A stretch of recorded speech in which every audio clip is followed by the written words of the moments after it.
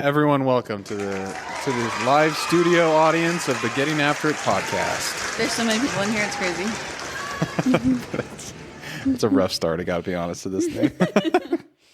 But, Alessandra, welcome back. Thank you.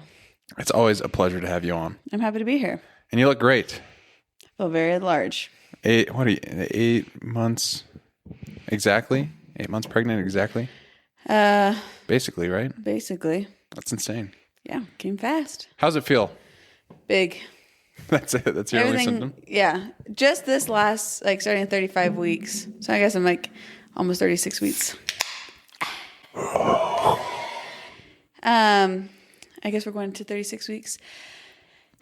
And 35 just started all my symptoms for the first time. So I can't be mad.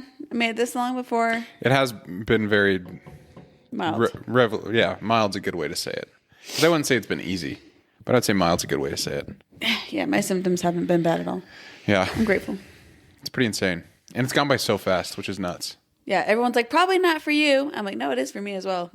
Yeah. It has gone fast, so thanks. Everyone coming up, oh man, I can't believe you just told me that you were pregnant. It's like, I know, we feel the same way. Yeah, seriously. It's pretty crazy. I can't believe it. I'm so excited. I know, it's nuts. But oddly enough, that's kind of what I wanted to talk about today, is something that you and I have discussed for a while. And you know that we hate the people who say, no, hate's a strong word, but I hate. all right, we hate the people who are like, you just wait, you know? Yeah, just wait. People are the biggest Debbie Downers ever. I know. Especially like when you're having a kid and it's like, oh, we're bringing a life into the world. We're so excited. Which we have openly expressed how excited and how hard we tried for this. Yeah. 3 years of infertility, probably 6 years of infertility. Yeah. We just weren't married, so we didn't know. Yeah. So, yeah. Sorry, carry on. No, I mean, that's it. It's just like, they drive me crazy because you're bringing this little ball of joy into the world. Or when we were getting married, we got the same thing. Like, you just wait till the honeymoon phase is over. Which, by the way, hasn't ended. Newsflash. Yeah, so Gets better every day. everybody who said that, You can suck it. We're the same. Jinx. But like with a kid, I just don't know why people are in that mindset to where it's like, okay, well, you just wait until, you have to wake up in the middle of the night and you have to feed the baby, or you have to change their diaper at 2 a.m. or... Keep in mind, we obviously are not in that situation yet, so it could be we're expecting it to be hard and uncomfortable and sucky at times. Of course. But, carry on. I think that's, yeah, exactly. Like, of course we know that it's going to be hard. Of course we know there's going to be times where we are changing a diaper at 2 a.m. and we say, I'd much rather be sleeping. Right. But at the end of the day, you're literally taking care of a child. And that's what you and I want, probably more than anything. Is to be parents. And that's just like, I don't know. I mean, with every dream that you have, whether that be you want to start a business or you want to go after an ultra marathon or you want to become a podcaster, whatever it is, there's going to be challenges. There's going to be times where you don't want to do it. And there's going to be times where you're exhausted and you feel like you're burnt out. And I think parenthood is going to be a whole different ballgame, but a lot of the similar patterns, I would imagine. Right. Especially through talking to people who say, oh, it's the best. Like, I've heard a lot recently where people say, the good outweighs the bad. Right. And I think that's probably very true. But the reason I want to talk about this today is the whole idea for this episode. There's going to be a central question that we have in the back of our heads. Okay. And it is this. How do we continue chasing meaningful goals without making our family feel like it comes second? Can you chase big goals and still be present for your family? That's it. That's our topic for today. And I thought it'd be fun to have this conversation with you because we've been talking about how we can support each other in our goals afterwards. We're already going to build out this gym a little bit more, /studio, /laundry room. But we're going to build it out more so it's more accessible for you to work out at home and stuff. And when I don't have time to go to the gym or something or whatever, excuse me, I'll be able to do the same thing, like come downstairs and get a workout in. But I think it's really interesting to think about our life that we're going to leave behind. Don't say it like that. Well, I mean, We're not leaving a life behind. We're only adding to. I know, but there's some things that we're going to have to leave behind. Like what? For example, like training's going to look different. Travel's going to look different. Different, not leaving it behind. That's what makes change so scary for everybody, is because everyone has this mindset that everything changes all at once and then your life's completely different. Yes, our life's going to look different. Yes, we have a little human. Yes, traveling's going to get harder. Training's going to get harder. Like time is going to look different, like, especially my day-to-day schedule. Like now I have a human being, you know, and of course that's all going to happen. But how important is it to like keep to our roots and who we are too? I don't like thinking of everything changing, because that's what brings so much fear usually, because it sounds like a whole new life, when in reality we're bringing so much more into it, and so much more love and happiness, and yes, we'll have to sacrifice some things, but I don't know. We've talked about this when we got married too. You thought that everything was going to change in like a day. That's true.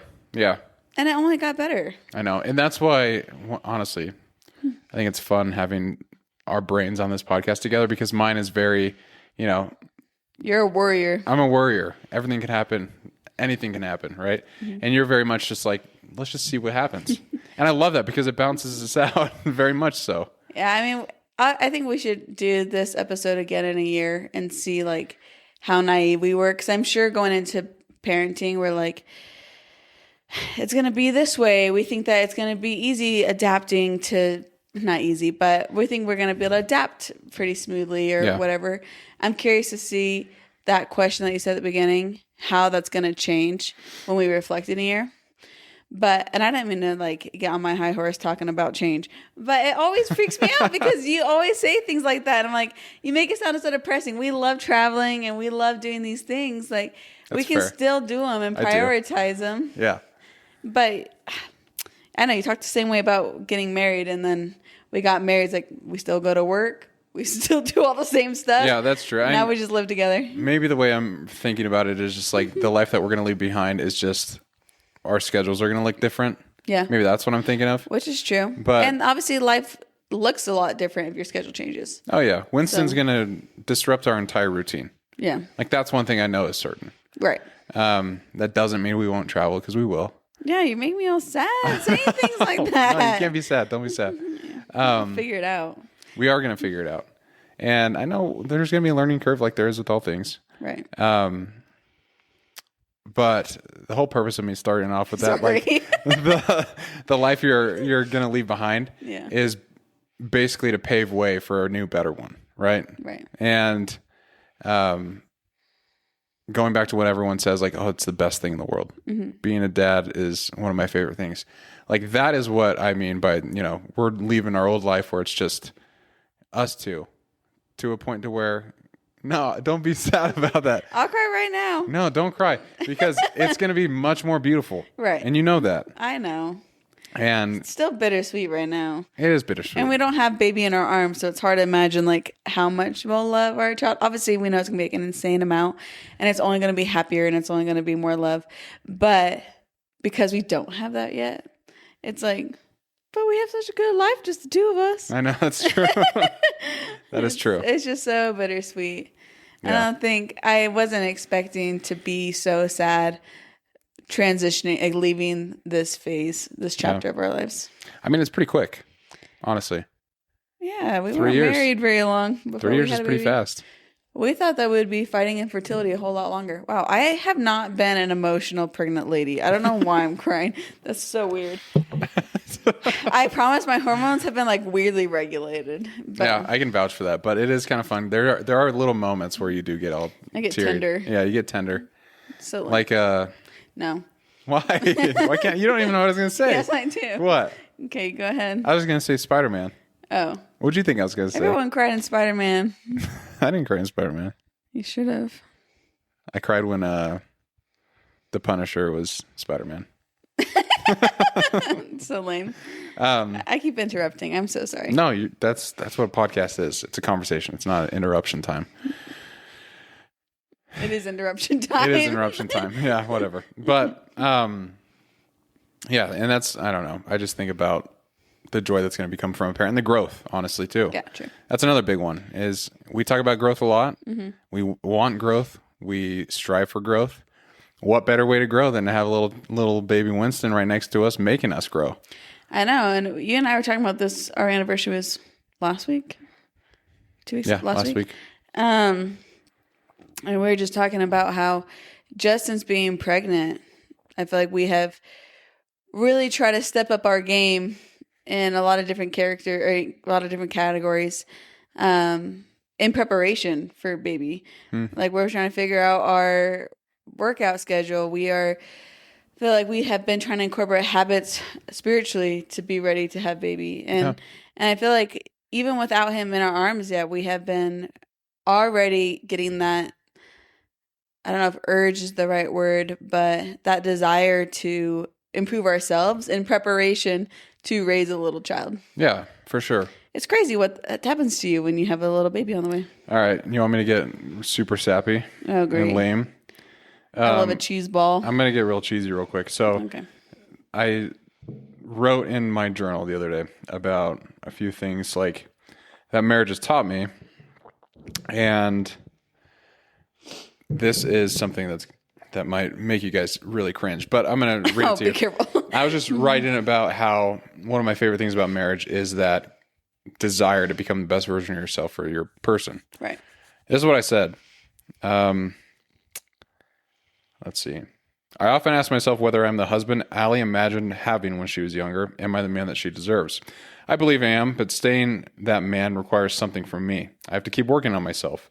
That is one of the beautiful parts of marriage. The commitment goes deeper than promising to stay beside someone for time and all eternity. I think loving your spouse means taking seriously the responsibility to become someone worthy of that commitment.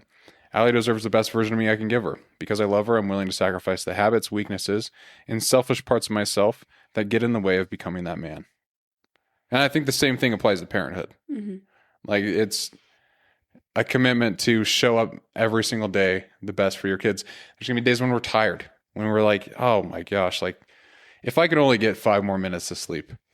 But at the end of the day, it's also like, I want to be the example that our kid looks to and learns from and says, oh, that's really cool that dad does that. Like, I want to try that too.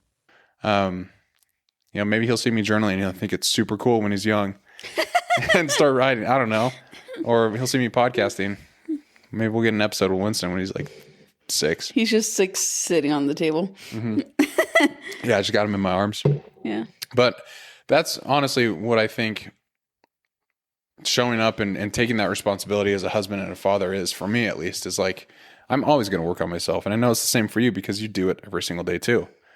Like, you're a hard worker. You try and become the best version of you. It's very kind of you to say. It's hard to feel that way when I'm tired a lot right now. You're creating a human. I know. It's hard to remember that. It can be pretty discouraging feeling like a little lazy lump of potatoes. But let's talk about that. What do you mean? What do you mean by that? Okay, Chris. Thanks for having me.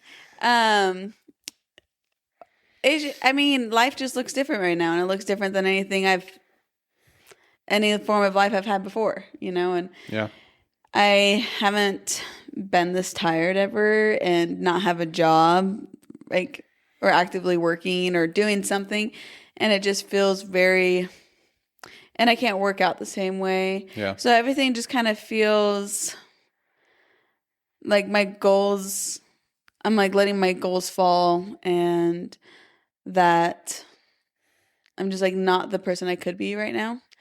And I know that's just our minds playing tricks. Like, yeah. I understand that it's just a phase of life and it's just for a season, but it is definitely difficult not to feel discouraged after working so hard to get up in my miles for races. Yeah. And I finally got the job that I really wanted.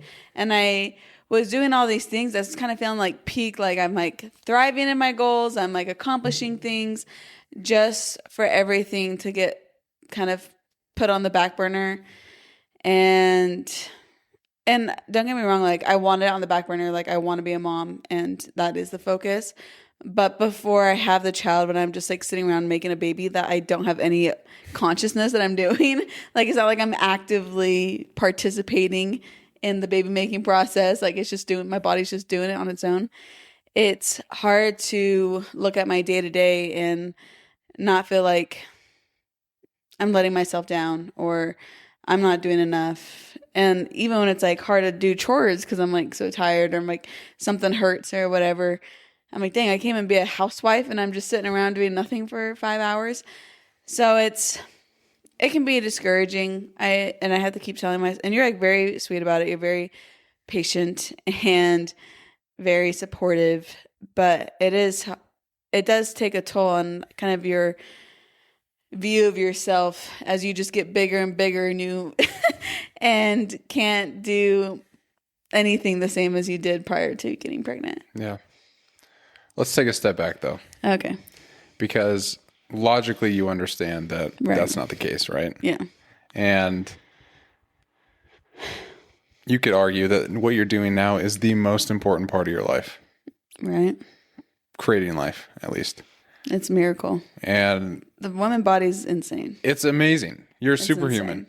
Jason and I were talking about that when he was on, but I can totally see how you get to that point because you and I joke all the time that if I was in your shoes, I would be a really angry pregnant lady. I'd be so grumpy and sad and just angry, I think. I'd be a bad pregnant lady. You think? I think you might have been. Yeah. No, I would be. But maybe, I don't know, maybe you'd come around to the idea that this is like the new phase, you know? I think a lot of women do a great job of kind of recognizing that this is their phase they're in and they soak it up and love it. A lot of people are super sick and so they don't want to even try and do better anyways. I think Yeah. that's the hard thing is I haven't been sick. So it's like, which I'm grateful for, but it's not like I'm throwing up and so it makes sense to lay down. Yeah. It's like, dang, overall, I'm doing pretty good.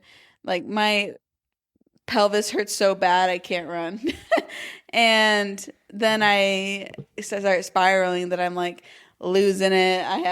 I'm not doing anything. I'm not doing anything for our family. If I was sick, maybe I would be able to recognize like I need to be in bed. But it's just a weird thing feeling okay most of the time and yet still not being able to do much. Yeah. It's a hard mentality or a hard concept to grasp. I'm sure. You would adjust. I think everyone has to. Probably, but still, like I think I'd probably be in my mind all the time, like freaking myself out. You handle it very well, like very gracefully. That's very kind. I'm serious. Like it's unbelievable. I told you I've met very angry pregnant ladies. I would be one of them.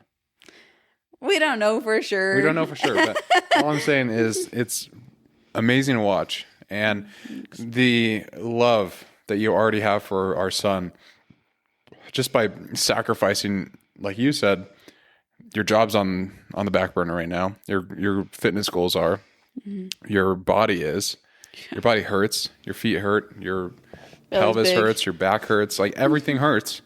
You're uncomfortable, and yet you still go through and you have a great attitude. It's very. That's why moms do it and dads don't. I couldn't do that. Anyways, That's sweet. you're getting after it every single day. Don't convince yourself otherwise. It is difficult. I have so much more respect for moms than I ever thought. I always thought moms were so cool because I'm like, dang, that's so sick that you're like, creating a baby and that like you have to push it out. Now Like, you're one of them. I've always had so much respect, and then now after being pregnant, I'm like, wow, I love moms so much more than I ever thought. Yeah, it's fair. Yeah, it's just so impressive. Anyways, Different kind of appreciation. yeah, I keep interrupting, but I don't even know why I got on that tangent, but it's just been a weird adjustment is all I'm getting at. And I know that every phase of life is going to have a transition, and it's going to be scary at times. It's going to feel weird at times, and we may be happy or sad about it, but overall, like, you can always keep the gratitude, and especially for a baby, I'm like more than grateful more than anything else. For sure. We put his little sheets on his bed today, and I was like, oh my gosh, So little. I'm going to die. One thing that's very important to I think both of us is the fact that we want to be very present.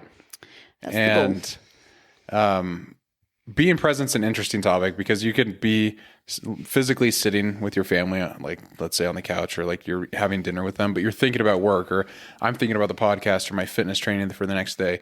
You're not physically, or you're physically there, but mentally you're not. And being present, in my opinion, is being both mentally and physically where you're at. Right. When we have our son, I've been thinking about like, okay, well, how do I make you feel present? So that's a question I'm going to ask you is what do I genuinely do to make you feel like I'm present with you? What do you do to feel present with me? What do I do to make you feel like you're present with me? Or I'm present with you? Well, you never have your phone when we're together, like especially not at the kitchen table. Like That's right, baby. You're very serious about not having your phone with you at dinner time. And we sit down and have we literally bring out the placemats every night for dinner. like we set the table for every dinner. And obviously it's easier because it's just two of us when we're adults. Like I know when we have more kids, it's gonna be more difficult to actually set the table. Oh my gosh, we have to set out 4 placemats instead of 2. Oh my gosh, life's gonna be so hard. But what I'm saying is we're both adults, we can handle this. But I think we make a conscious effort to have a time and a place for each thing. Like dinner is for dinner time, and we're together. I think even checking in with each other. A lot of times you just walk in, even when during the work day, because you work from home now, you'll just come in and make sure I'm good. I have everything I need, and I think it means a lot because I know you're working and I have to pretend that you're not home, so that you have a real job, that you're doing things. I don't want to be interrupting your day because you have things to do. But even when you're occupied and you're working, you still are trying to make sure that I'm aware that you are always going to be there. And I hope so. That's a goal. That means a lot. Yeah. I did it away. You always burp. Sorry. I have a Coke Zero for a reason. No, I appreciate that. And I try. I hate this.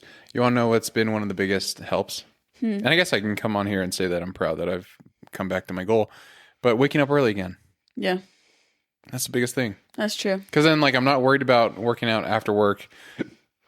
Once work's done, it's just us time. True. And I want that to be okay, when I'm done with work, now it's family time, that kind of thing. So you shouldn't be ashamed to say that you're back to your goal when your testosterone has finally kicked in. We knew it was going to take 6 to 8 weeks, and it's been 7 weeks. Beautiful thing. It feels so good now. Yeah, so it totally makes sense that now is the time where you're starting to feel strong enough to get up at that time. Yeah. But it makes a huge difference. It does. And I think as we become parents, we'll find more things like that, adding, an extra 2 hours to our day so we can be present for our kids. And taking things away. Because a lot of times, we'll have time at night where, we can just sit and scroll if we want to, or watch a show if we want to, And so, some habits you can just take away, and then that creates time as well. So I think a lot of times we're thinking we have to add, and that just adds more stress sometimes. Yeah. Sometimes the most simple thing is taking something away, finding what can be removed. And is there something that comes to mind for you, what you could take away to potentially increase? Well, right now I don't have much going on. So I'm on my phone way too much. I'm hanging out on the couch way too much. So you're allowed to, you're pregnant. That's what I'm saying. Is right now it's just a weird time frame for me and a weird phase of life. But I definitely know that I have all the time in the world right now. So I don't really need to take anything out. Besides, I definitely have been on my phone too much. But then I'm what do I fill it with? Because I have nothing going on. But obviously when a kid comes, I'll have a whole lot more responsibility, and then life will pick up, and then we'll have to reevaluate. That's the thing with life. I think it's just regular reevaluation adjustment. And I think that you and I do decent at that because we talk about what we have going on that week. We talk about every morning we talk about what our day looks like, what we need to get done, and how we can help each other. And every day is slightly different. And so I think just being able to be flexible in that way, recognizing when we talk about balance of life and work and family and whatever it is, I think every day looks different, but that's why it's balance. It's because yes, family is priority for us. However, say you lost your job or something happened, or you have a conference coming up and you're out of town for 4 days. That's work has to take priority in some situations. For sure. And I know you're doing that for the family, but every day is going to look different. Every week's going to look different. And so just a constant checking in, reevaluating and adjusting, I think is what has strengthened our marriage so far. And I think is what's going to really be beneficial, or a beneficial skill to have when baby comes. I completely agree. And that's why I'm a big proponent of journaling, because like that's how I reevaluate myself. Right. It's like I think about the things that I've gone through or goals that I feel like I'm slipping on or doing really well at, and I try and understand why that's the case. For me, that's been a big help for me, like striving to my goals, reaching goals, setting new ones, and then documenting the progress or the process as I get to that point. And then going back and saying like, hey, this actually wasn't worth it, or like I was away from Allie for a long time because I was working on a project that didn't turn out to be worth it. Whatever it is, like. And also, I think that a lot of times we take a bite off more than we can chew. Like when we set our annual goals, it's like hard not to give ourselves like 8 goals for the year, like That's big true. goals, you know? Yeah. And so being able to be humble enough to recognize if like one goal is not going to make it. Yeah. Like, yes, we can always adjust and like continue to fit in time for each goal. But sometimes we took on too much, and Yeah. it's okay to readjust your goals as well, like as you were saying. But it goes back to that flexibility. I think that's gonna save us later when we think that you're running a 50 miler and I'm doing high rocks and all Yeah. this stuff, and then we have a newborn, and so like I'm sure things are gonna need to adjust Yeah. as time goes on, and that's totally fine. I don't think that means that we failed our goal always, but just like you're saying, just self-awareness of being able to see what makes sense in different phases of life. I think that's a good point. I mean, that's the whole topic of today is like, how do we still achieve big goals Right. while being present? I don't think there's anything like if you would have asked me when I was 21 or when I was in college listening to Jocko Willink or right out of college, like amped up, whatever it was, before like we got married, I was very much under the impression that you had to always be consistently achieving things in order to receive value or like to be perceived as a valuable person. And like when I was in college, I would set crazy goals for myself. There was one semester I had 22 credits. I was working full time. Was trying to start a business with my brothers and like working out. Like I had little personal time for myself. I probably wasn't happy during that time. I don't think I would say like I was a super happy guy. I got a lot done, which is great. I've had many phases in my life where I've added a bunch to the plate and tried to tackle it all at once. And a lot of the times, like I'm able to do it, but my quality of life dwindles. And so it's interesting now, like as I get older, I'm realizing like, okay, well, the goal should be like financially, yes, I want to make sure that we're always taken care of. Mm-hmm. That's a goal. But taken care of means our needs are met. Mm-hmm. It'd be nice And to it can look different in different seasons. Yeah, and it's going to. Like that's something I know very much so that like people, they earn their most in their careers around 40 and 50. And so like, and by no means are we struggling. It's just like, you know, it's going to look different at every point. Fitness wise, I have a baby.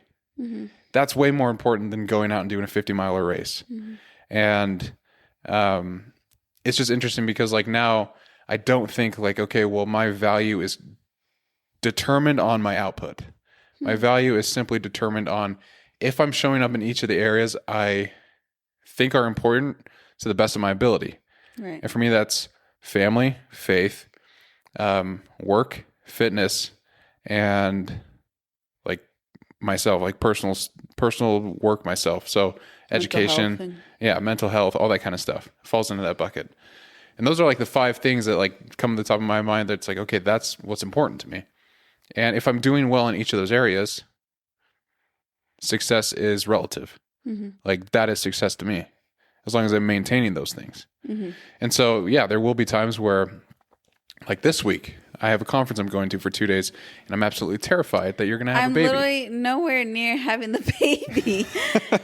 Brett sends me a Chat GPT conversation he had today, and he's like asking Chat if like like what the likelihood is I'm going to go into labor. I wanted to know the stats. All this stuff. And I'm like, Comes honey, out to be I'm about at week- 1%. Yeah, I'm at week 35 and you're gone for like less than 42 hours. Yeah. So it's like, Well, you know, you're hilarious. That's I'm what I'm glad that saying. you want to be there so bad. That makes me feel good. it should make you feel good.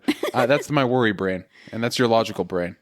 We work great together. That's so funny. But I think goals are going to change. Going back to this. Yeah. And I don't think there's any shame in bringing down your goals because you're making room for something new. I always tell people when they want to start running to start slow. Right. To start slow, just do what you can, and then start building your way up there. I think the same thing is going to happen as we become parents. We're going to be kind of taking a step back with all our goals. Like my running is probably going to drop in mileage per week. Hierarchs training for you is probably going to dwindle in time. All those things. Time for journaling, podcasting, all those things. It's going to shrink, in my opinion. So all those things are going to get small, and then baby's going to take up a big chunk of our time, right? And I think what we're going to learn is that baby can still take up this much of our time, but then we can figure out how to fill each of these lines, right? Until, we're at a point to where we're at today in terms of our goals. Like I'm trying to run 2,600 miles a year. Like I know I can get to that point. Winston just might be 5, like I don't know. I know I'm just spitballing here, but I think with goals, like as long as you're trying to push yourself, you're trying to get after it. That's what is important. That's what life requires of you at times. Mm-hmm. I like to think that actually when baby is baby, this is the most time we're going to have. I feel like a toddler would take up a whole lot more time. A baby's like sleeping so much that like maybe you could get your runs in. But exactly what you're saying, like things are going to shift and that's okay. I was thinking about my dad because he was an entrepreneur, had a lot of things going on. Entrepreneurship, such a hard career. Yeah. Like you have great years and you have horrible years. And so you get really good at saving for when those horrible years come. And then when you are starting something, it's going to take all your time, talents, and efforts. Yeah. I understand that starting a company is a grind and that it is your baby. Like it has to take that much time in order for it to get off the ground all the time. And yet my dad was the most present dad ever. Like I think about that and how he worked really weird hours just so he's available for us when we're home. And as I grow up, I like look at his schedule. I'm like, dang, like he worked hard and he worked a lot of hours. Like he had very long weeks, but I would have never known as a child because when I'm awake, he's there making breakfast. When we get home from school, he's there to hang out and do homework. And then when it's dinner time, he's there to have dinner. Like he never would miss the significant moments that we are around because he wanted to be in our lives and we needed that. And so it's interesting because I see entrepreneurs out there who they're like, I have to be at the office from 7 a.m. to 8 p.m. or else it's not going to get off the ground. When, yes, it takes a lot of time and effort, but it also is just evaluating what matters most. Work is always going to be there, but family is eternal. Work is temporal. Yeah. And so it's just I think it's dependent on what the person wants most, what they prioritize most. And if they do care about family, work, fitness, all of the above, it's going to have to constantly shift. Maybe have certain days that like are your work days, so that you're present on the other days or whatever it is.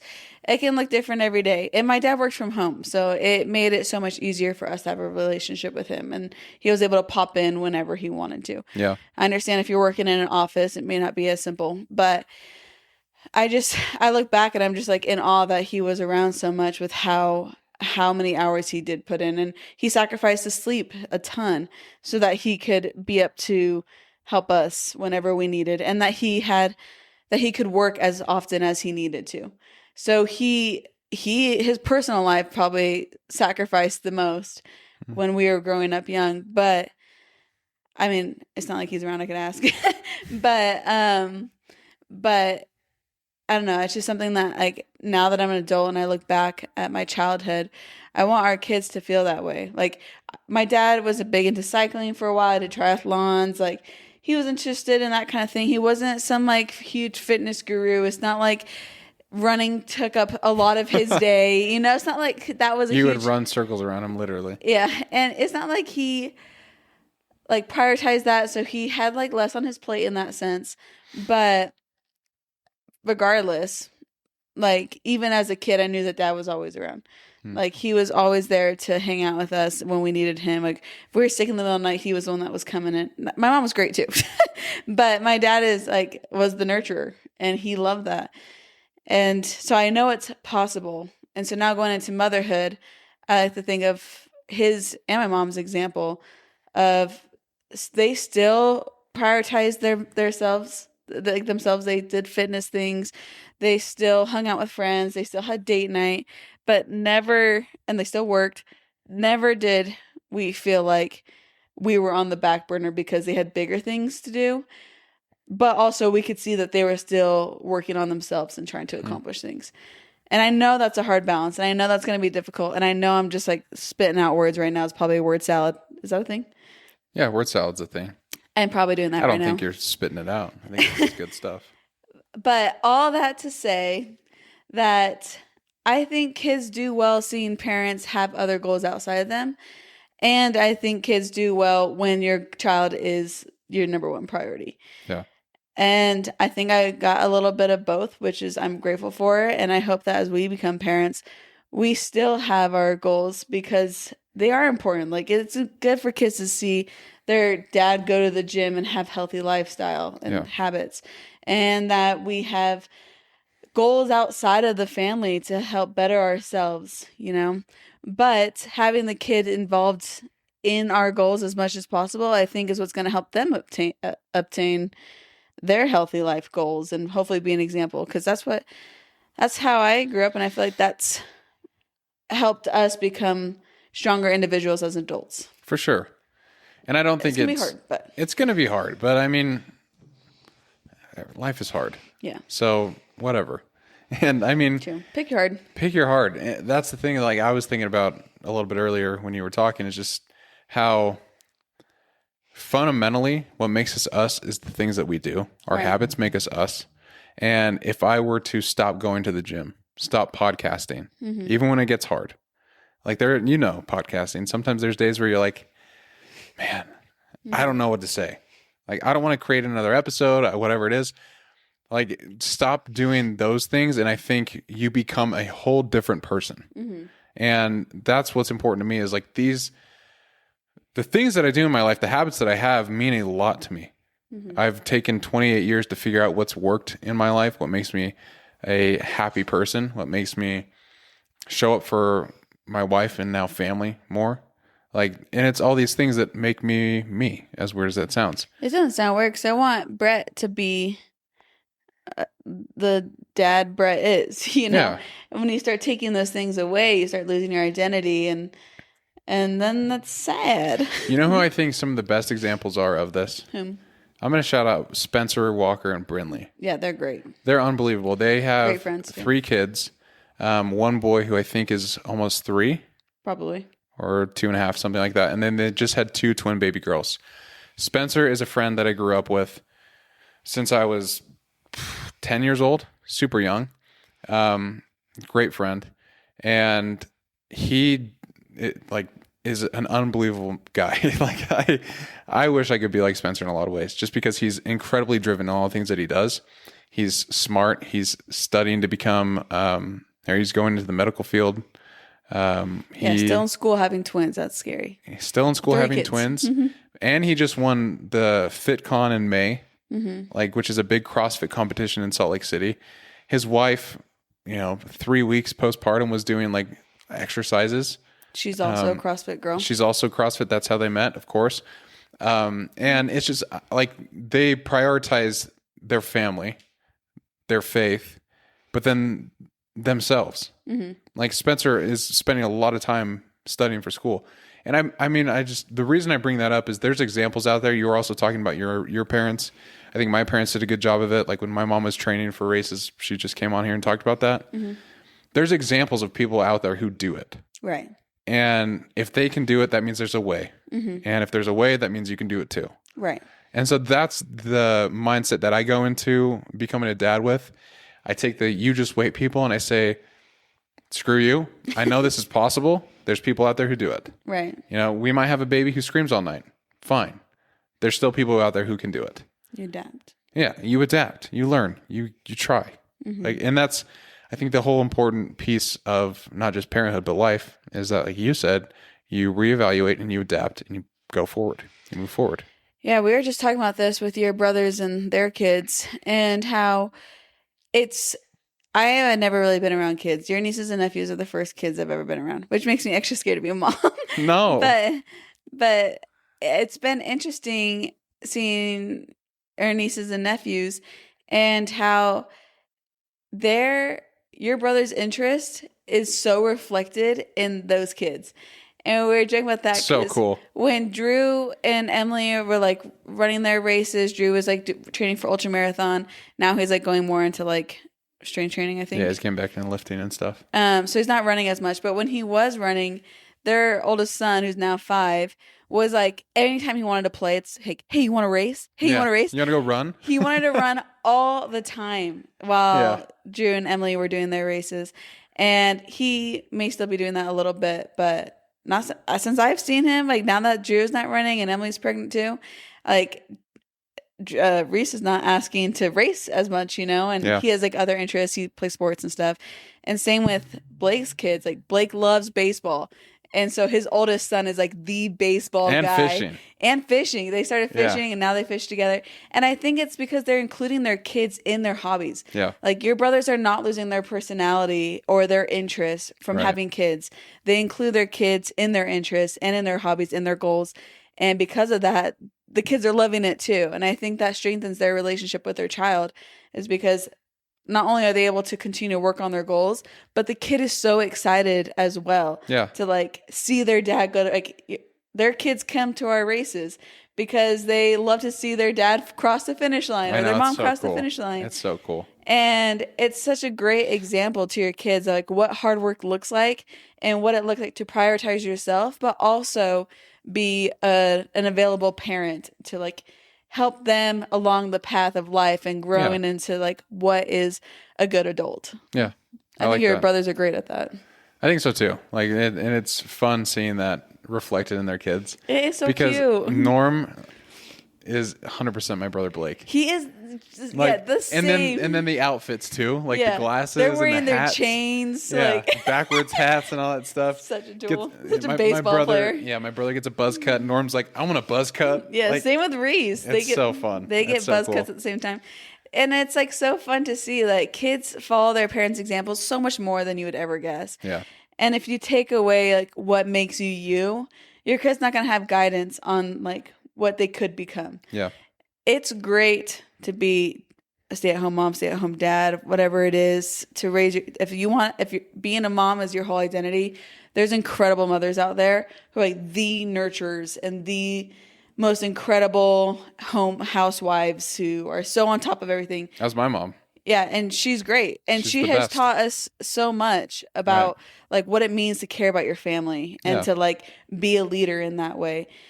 And so if that's like your thing, then go all in that thing. Right. You know, it doesn't mean that you have to have like these other fitness goals or whatever these other goals are.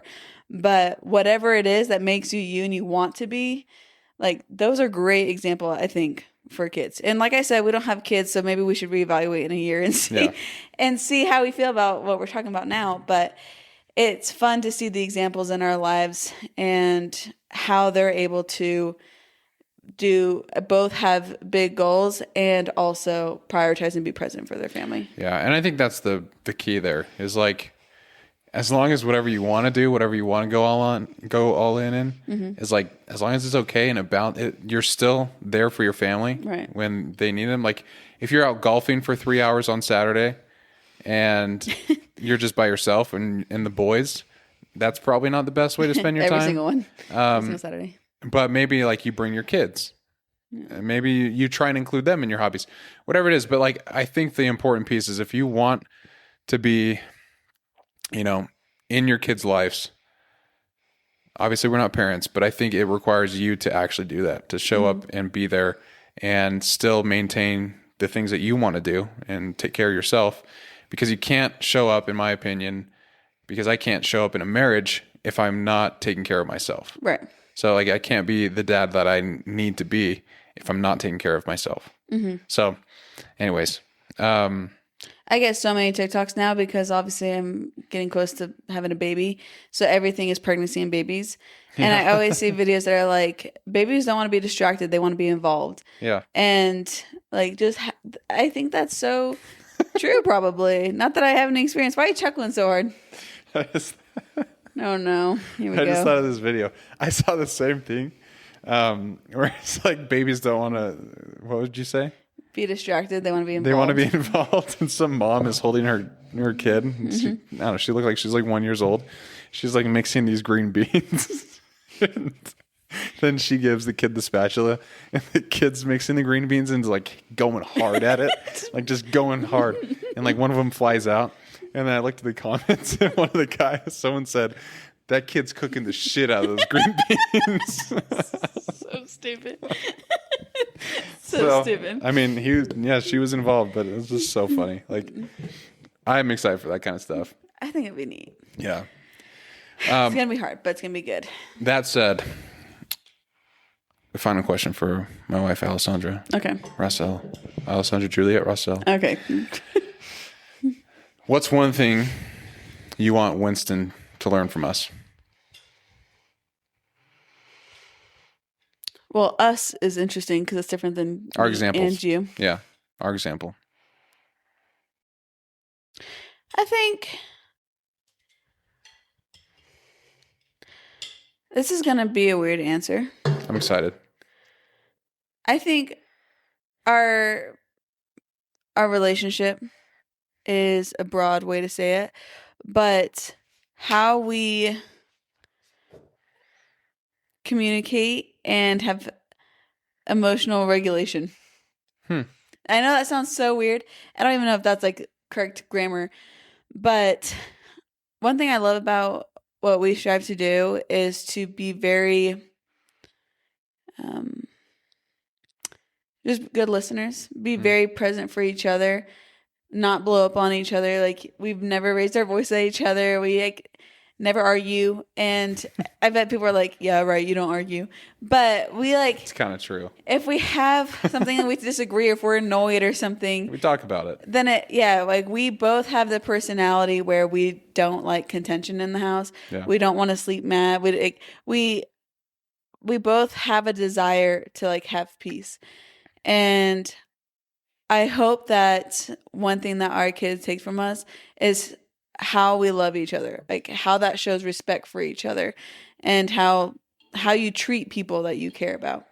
Because I think that there's just families out there where it's normal to like yell, scream, like be mad, even if they love each other so much. I think it's normal in some relationships to argue a lot or like be passive aggressive or something. But I really love how we handle any type of conflict. Not that, like I said, we don't really have much conflict, but maybe because we both have a desire to have open and upfront communication, we're comfortable talking about our feelings. And I know that's something that we have been working on our whole marriage. Especially like you are a boy, you came from not expressing your feelings prior to marriage. Yeah, I'm still not great at it, but you're doing so much better. yeah. But being able to communicate how you feel, and I know that sounds so weird, but I just love that about our relationship. I love that we don't have like a short fuse, and I think that as our kid grows up and finds his spouse one day, I would love for his wife to be like he is so peaceful. like he loves to just, he's able to express himself, you know, like, and that sounds like so feminine in a lot of ways, but not in like a weird gay, like, not a weird gay way. That sounds so mean. But I mean, yeah. Not like crying all the time, like not like hypersensitive, But just to have a son who respects his wife the way that you respect me, and like the way that you always do the dishes after dinner, and just like those things that make you manly, but also very sweet and keeps the passion, Passion, baby. Hell yeah. Passion, the peace in our home. And so that seems like a weird one, but I really hope when he grows up that he looks at our marriage as an example. And we've talked about our parents and how there's so many things that we want to take from our parents and put in our relationship. And I hope that that's one thing that really sticks out to him, is how to control his emotions and be able to communicate and those type of skills. Yes, I'm like, that'd be so cool if he starts running a ton and wants to be a pilot and all this stuff. For sure. But just being a good person, if we can create a little human that wants to be a good citizen in society and that people want to work with and people want to be friends with, and that he like uplifts others, I'm like, that is the most success I can ever think of. For sure. Yeah. And I hope he loves Jesus, but I think that goes with being a good person too. In my opinion. I agree. But I like to think. And at the end of the day, like, he'll make his own choices, but right. But I think just having the example. Yeah, I hope he chooses to just be able to be the type of friend that we are to each other. Find your best friend and marry him.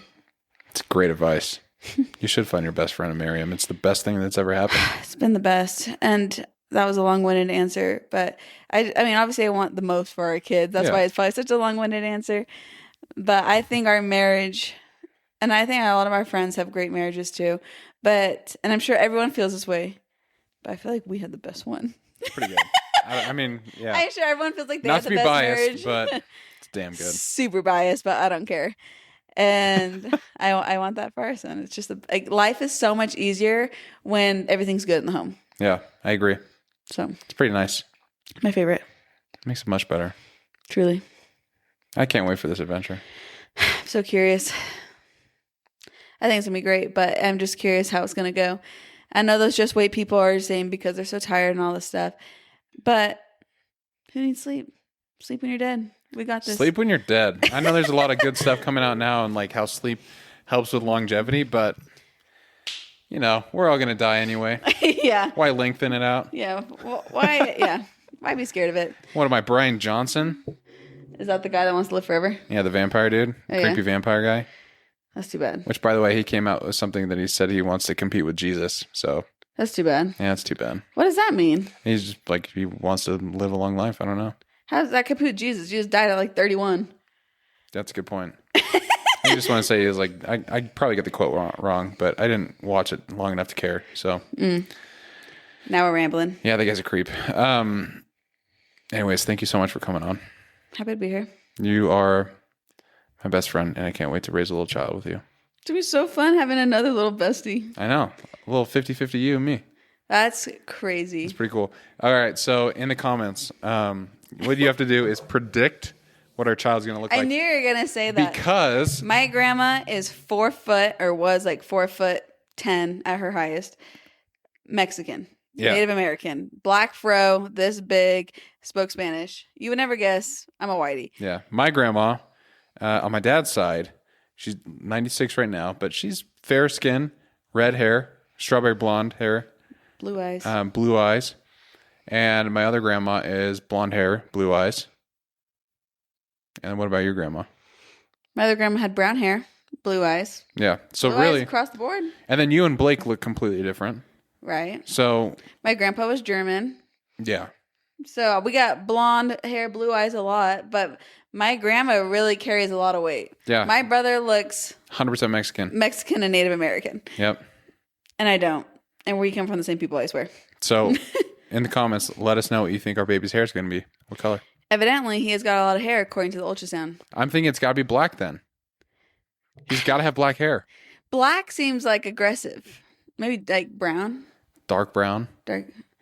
I have no idea. But we do have a friend who had a blonde baby with a lot of hair. That's true. Because you and I were both blonde babies and we were bald. Yeah. But then we had a friend who had blonde hair and she had a black hair baby. Yeah, that's true. You just don't know. You Genes never are know. weird. Genes are weird. I love genetics. So fascinating. So are we gonna have a little? The only thing that we do know is what he's gonna be handsome. he's gonna be so handsome. Yeah, a handsome boy. Evidently, he's got long femurs right now, so he's taking after After pops. Yeah, My femurs Hell are yeah. short. you have short femurs. No one cares about the rest of this. All right. Well, thank you guys for listening. Yeah. We'll update you more on our parenthood journey. But until next episode, everybody. Keep getting after it. That's right.